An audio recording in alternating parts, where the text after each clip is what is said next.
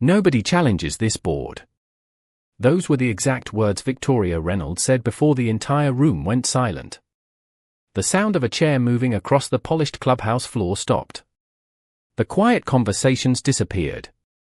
Even the old wall clock above the entrance seemed louder than usual as every resident of Willow Creek Estates looked toward the woman standing at the front of the room. Victoria stood beneath the bright ceiling lights wearing a perfectly pressed white blazer, her hands resting calmly on a stack of HOA documents. She did not need to raise her voice. She had spent years building something more powerful than volume. She had built confidence, and everyone in that room knew exactly what that confidence meant. For years, Victoria Reynolds had been the person everyone noticed when she walked into a meeting. The HOA president. The final signature on important documents. The person who decided which requests moved forward and which ones disappeared into endless paperwork. Around Willow Creek, people did not openly argue with her. They simply adjusted their lives around her decisions. They moved their trash cans earlier. They changed their landscaping. They avoided asking questions during meetings because questions always seemed to create more problems than answers.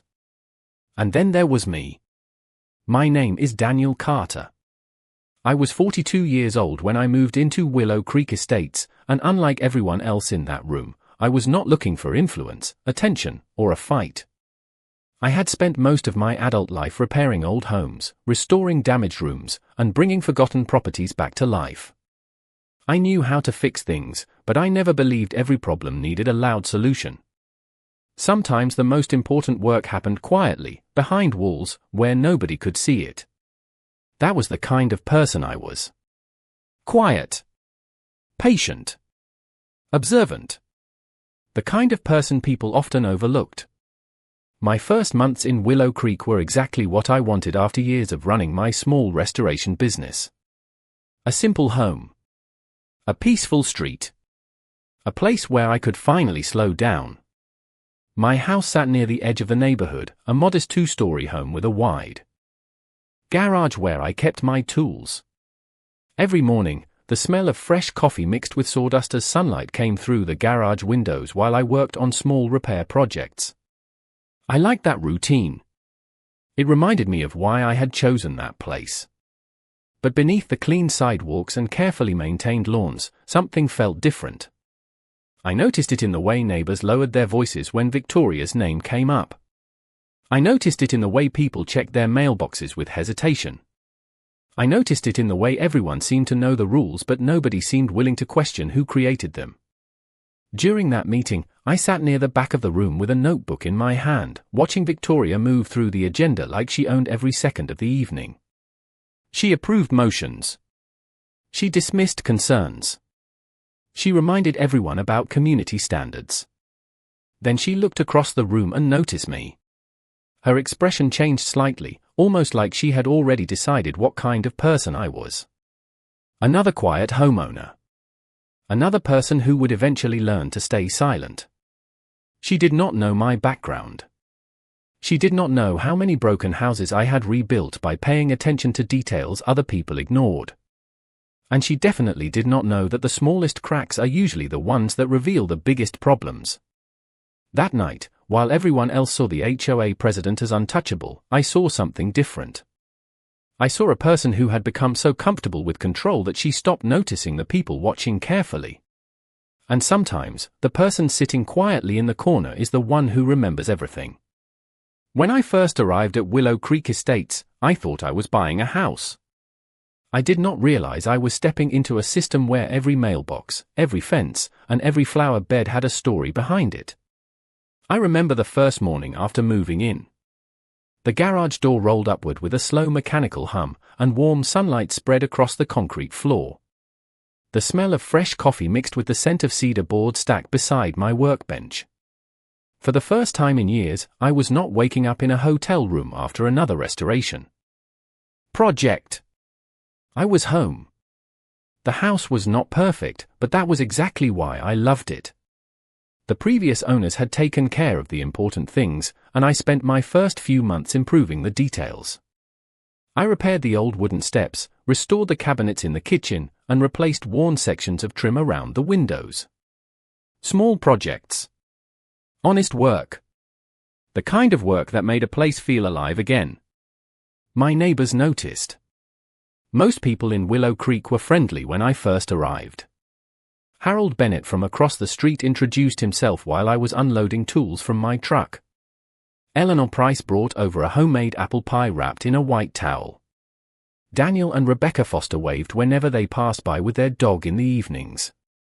From the outside, it looked like the perfect neighborhood. But little comments started appearing between ordinary conversations. They were never dramatic. Nobody complained openly. That was what made them stand out. People would pause before mentioning the HOA. They would glance toward the clubhouse at the end of the street, then lower their voices. One afternoon, Harold stood beside my driveway while I was measuring a piece of wood for a repair project. He watched me check the measurement twice before finally saying, "You seem like the kind of person who reads the fine print." I laughed and told him I had learned the hard way that details mattered. He looked toward the clubhouse and nodded slowly. Around here, details matter more than most people realize. At the time, I thought he was just being cautious. I did not understand what he meant until I attended more HOA meetings. Victoria Reynolds was always prepared. She arrived with a leather folder, a printed agenda, and the same calm expression every single time. She never appeared rushed. She never looked uncertain. She knew exactly when to pause and exactly when to move the conversation forward. Watching her was like watching someone who had practiced the same performance for years. But what stood out most was not Victoria herself. It was everyone else's reaction. People stopped talking when she entered the room. Residents who had strong opinions suddenly became quiet. Board members agreed quickly and moved on. Nobody wanted to create a problem. I understood respecting leadership. I had worked with contractors, inspectors, and homeowners my entire career. Good leadership made people feel heard. This felt different. It felt like people were trying to avoid becoming the next person under the spotlight. Still, I kept my distance. I had no interest in neighborhood politics. I had enough responsibility managing my restoration business and maintaining my own home.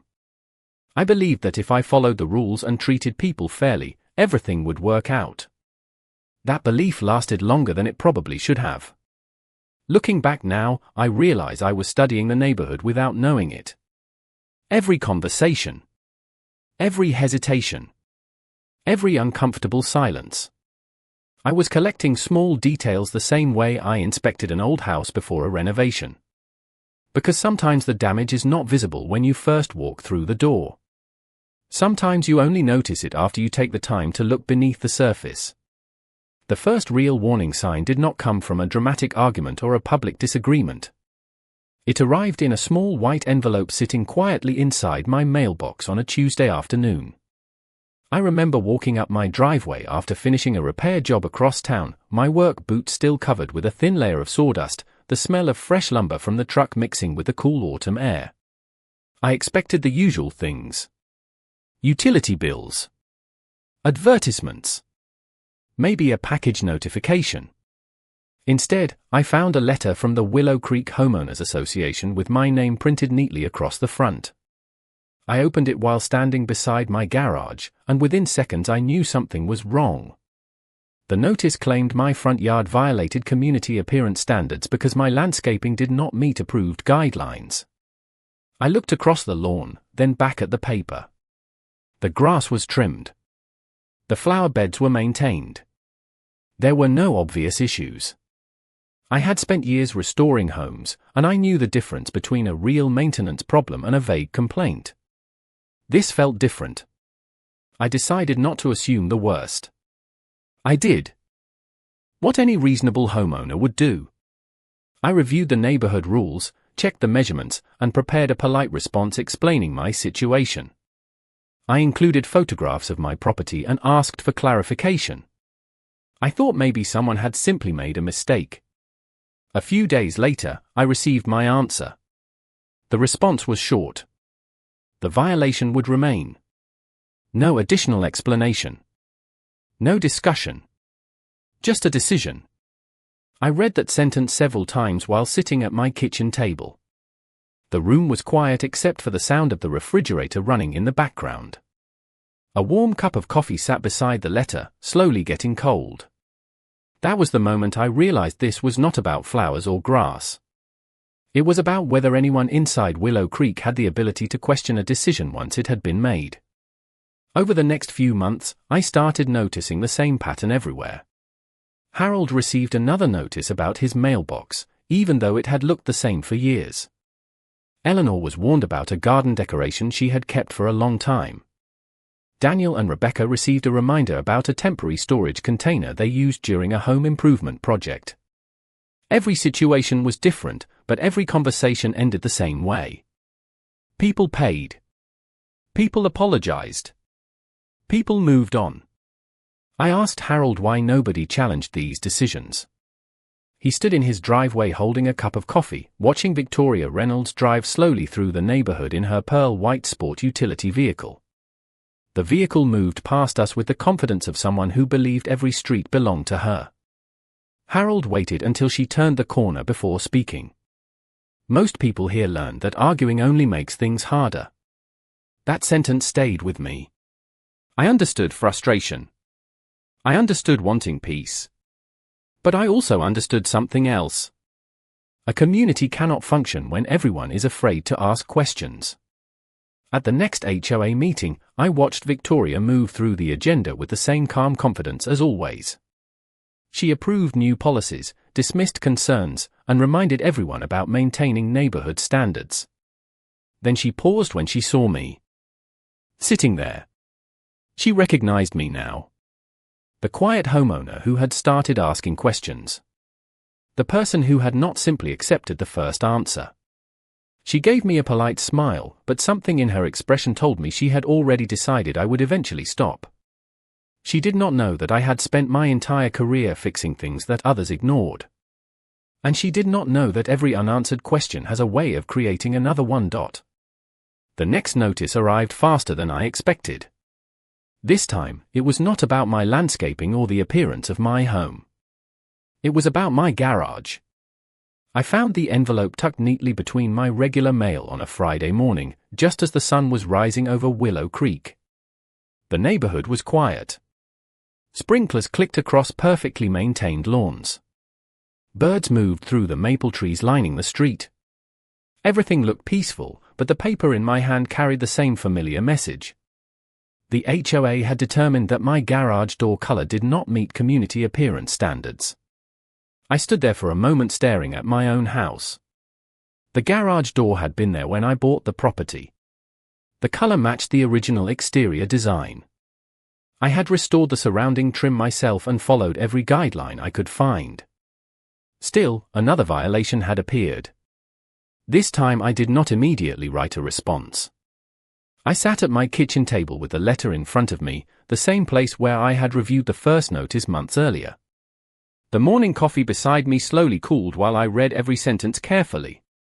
Something about the wording caught my attention. The letter referenced a rule number that did not match the current HOA handbook. It was a small detail. Most people would have ignored it.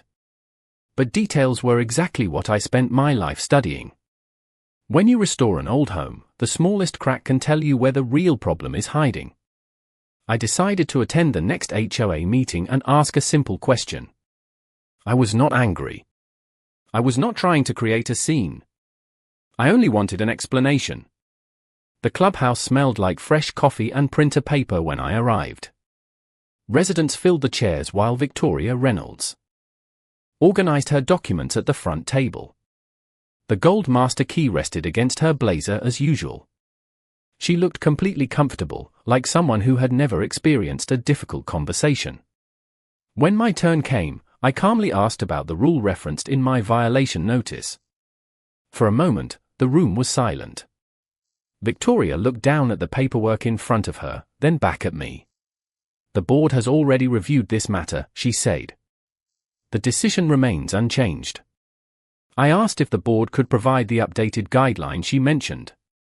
She smiled politely and said that all approved standards were available through the association office. The conversation ended there. No explanation. No discussion. Just another closed door. Walking back to my truck afterward, I noticed something I had not paid attention to before. Several residents were waiting outside the clubhouse, but nobody approached Victoria. Nobody asked questions. Nobody challenged anything. They simply watched her leave.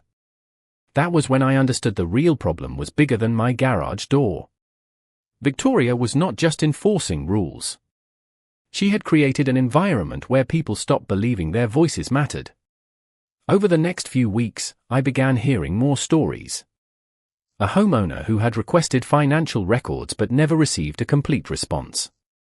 A family who questioned a new fee and received vague explanations. An older resident who said she had stopped attending meetings because nothing ever changed. Each story added another piece to the same picture. I still did not know exactly what was happening inside the HOA. But I knew one thing. The people who were afraid to ask questions were often the people who had the most important questions to ask. And for the first time since moving into Willow Creek, I decided I was going to start looking for answers. For the next several weeks, I stopped looking at each violation notice as an individual problem. I started looking at them as pieces of a much larger picture. Every morning before heading to work, I checked my mailbox. Every evening after finishing restoration projects, I sat at my kitchen table with a cup of coffee and reviewed the documents I had collected. The room was usually quiet except for the sound of the refrigerator running and the occasional rain tapping against the windows. To most people, those papers were just complaints from an HOA. To me, they were records. And records always leave a trail. I began by reviewing the Willow Creek Community Handbook from cover to cover. I compared every rule mentioned in my notices with the official documents provided when I purchased my home. Some matched. Others did not. Then I started requesting records that homeowners were allowed to review, including meeting summaries, financial reports, and approved project information. I was not searching for a fight. I was searching for answers.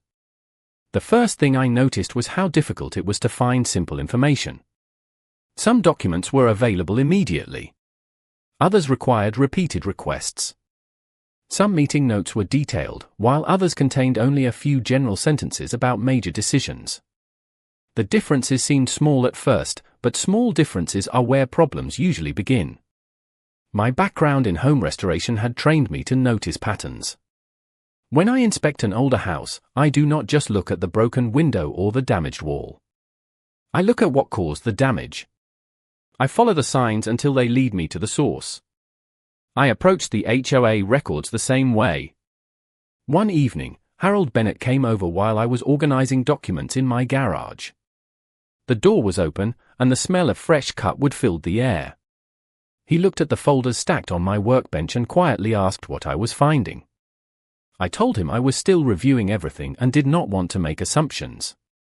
He nodded and admitted that he had wondered about some of the same things for years but never had enough information to understand what was happening. That conversation changed something. After that, other neighbors started sharing what they had saved. Eleanor brought over old newsletters she had kept in a kitchen drawer. Daniel and Rebecca shared copies of previous announcements from when they had first moved in. Nobody was making accusations. Nobody was spreading rumors. We were simply comparing documents and looking for consistency. The more information we gathered, the clearer the pattern became. Decisions that appeared simple on the surface often had missing details underneath. Projects were announced, but explanations were limited. Fees appeared, but the reasons behind them were unclear. Meeting discussions did not always seem to match what residents remembered hearing. I still did not have every answer. I was not trying to prove Victoria Reynolds was guilty of anything. I was trying to understand why so many people in Willow Creek felt powerless inside their own community. One night, I placed the documents across my dining room table and looked at the growing collection. The papers were no longer just about my garage door, my landscaping, or my first violation notice. They represented years of unanswered questions from people who had simply stopped asking. And that was when I realized something important. The biggest problem in Willow Creek was not one unfair decision. It was that everyone had been convinced their voice did not matter.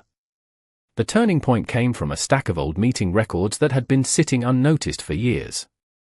I found them on a rainy Saturday morning while reviewing documents in my garage. The sound of water hitting the roof mixed with the quiet hum of the overhead lights as I opened each folder one by one. At first, everything looked ordinary. Meeting dates. Budget summaries. Maintenance updates. Nothing that would immediately catch someone's attention. But after comparing those records with the documents provided by the HOA, I noticed something that made me stop. The details did not always line up. A project listed as approved in one document appeared differently in another. A discussion described as unanimous did not match the notes some residents had saved from the same meeting. None of these things alone explained everything, but together they created a pattern that was impossible to ignore. I called Harold and asked if he remembered certain meetings from previous years. He arrived at my house carrying a small cardboard box filled with old newsletters and printed announcements. The box smelled like old paper and the faint scent of the cedar shelf where he had stored it for years. We sat in my garage while sunlight faded through the open door, comparing dates and details. Harold was not surprised by what we found. He was surprised that someone had finally taken the time to look. Over the next few weeks, more neighbors quietly joined the process. Eleanor brought over letters she had kept after receiving previous notices. Daniel and Rebecca shared emails they had saved when they first moved into Willow Creek. Each piece added another layer to the story. The more we organized everything, the clearer the situation became. The issue was not one misunderstanding. It was a repeated pattern of decisions made without enough explanation. Victoria Reynolds had always presented the HOA as a perfectly organized system. She talked about efficiency. She talked about protecting property values. She talked about maintaining standards. But the records told a more complicated story. Behind every polished announcement was another question waiting to be answered. I still refused to make accusations. I knew enough about business and contracts to understand that assumptions could damage the truth just as easily as silence could. Facts mattered. Dates mattered. Documents mattered. So I created a timeline. Every meeting. Every notice. Every policy change. Every financial update. I placed everything in order and watched the story unfold naturally. It felt similar to restoring an old house. You do not repair the surface first. You find the source of the problem. You remove what is hiding the damage. Then you rebuild properly. One evening, while sitting at my workbench with the final documents organized in front of me, I noticed something that changed the way I viewed everything. Victoria did not have power because nobody could challenge her. She had power because everyone believed challenging her was impossible. That was the real foundation holding everything together. Not rules. Not authority. Fear. And once people started looking at the facts, fear became much harder to maintain.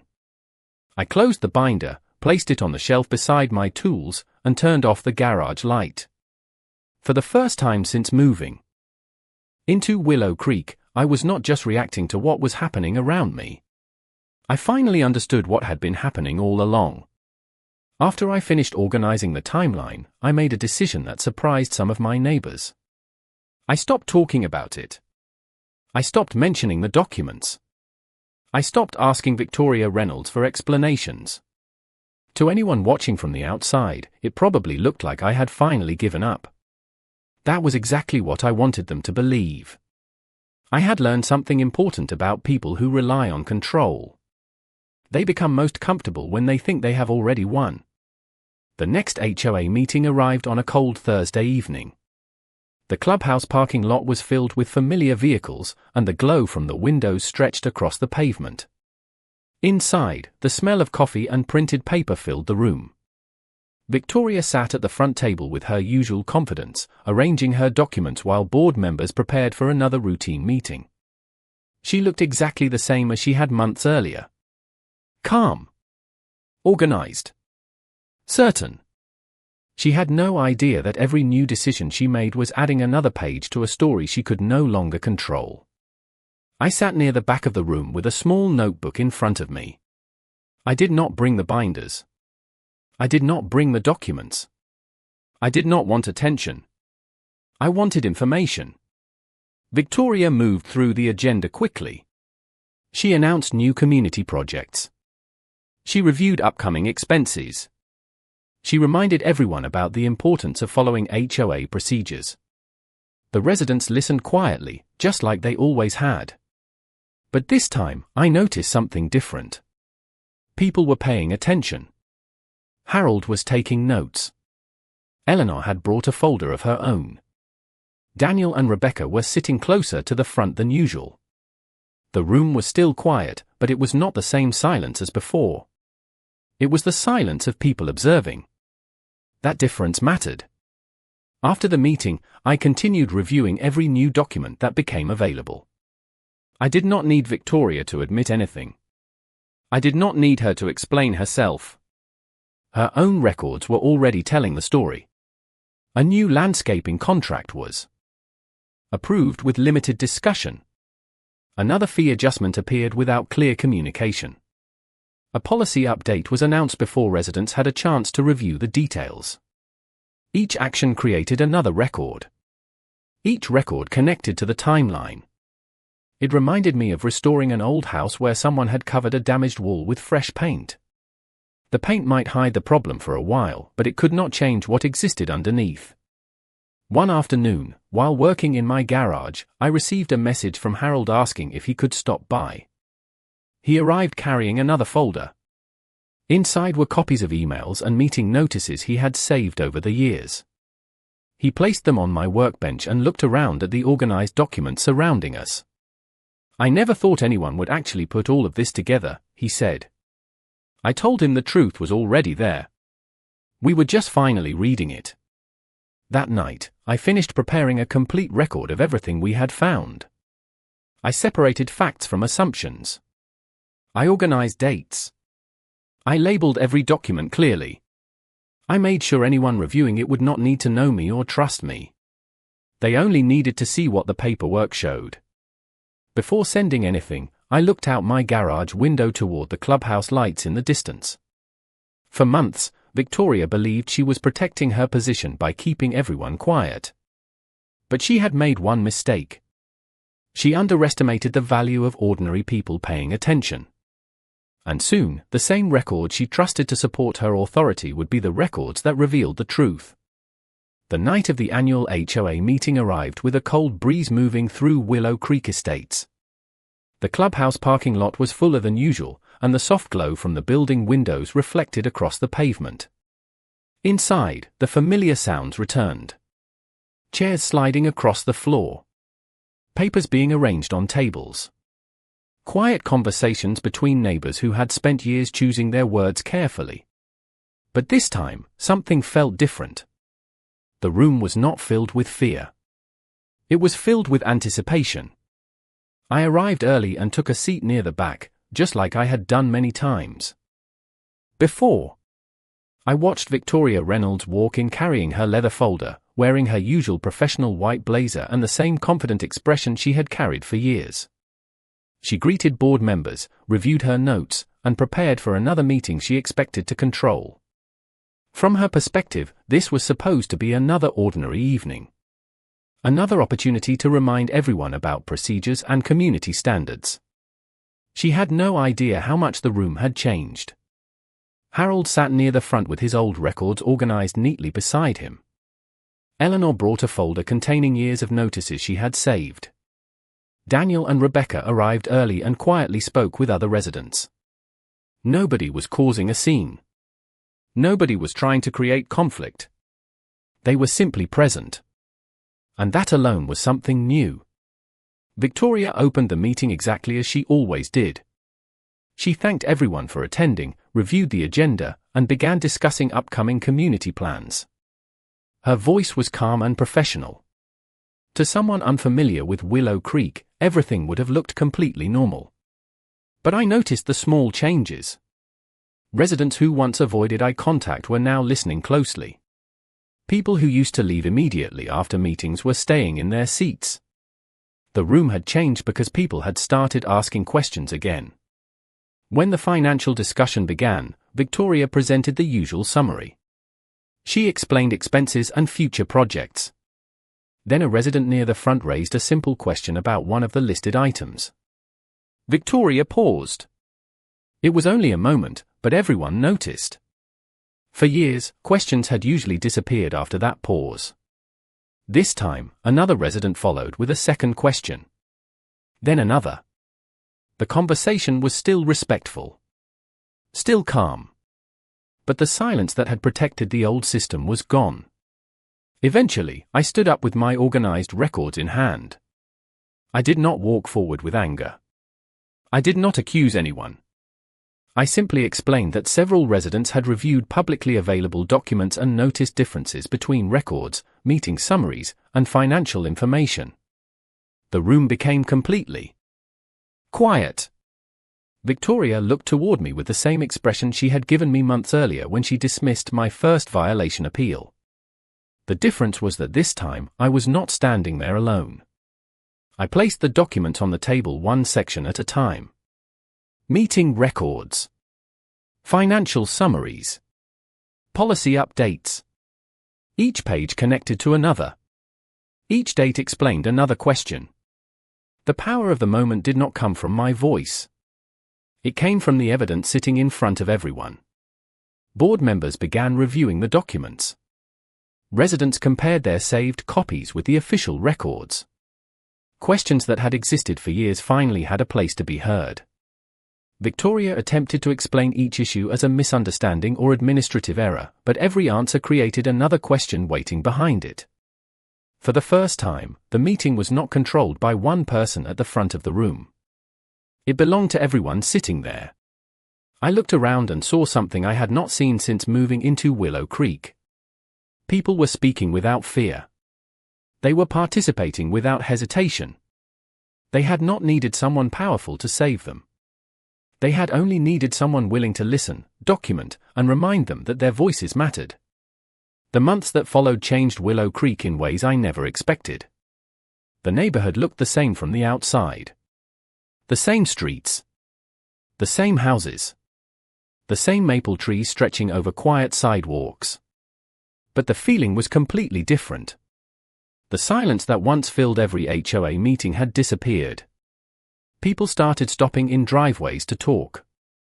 Neighbors who had barely spoken before began sharing ideas about community projects and improvements. The biggest change was not something you could see on a document or a schedule. It was something you could feel. People no longer believed their opinions did not matter. The official review process continued after that meeting, and I made sure to stay focused on facts instead of emotions. I answered questions when asked, provided documents when needed, and allowed the process to move forward naturally. I did not want control. I did not want a position on the board. I never wanted to become the kind of person who made others feel unheard.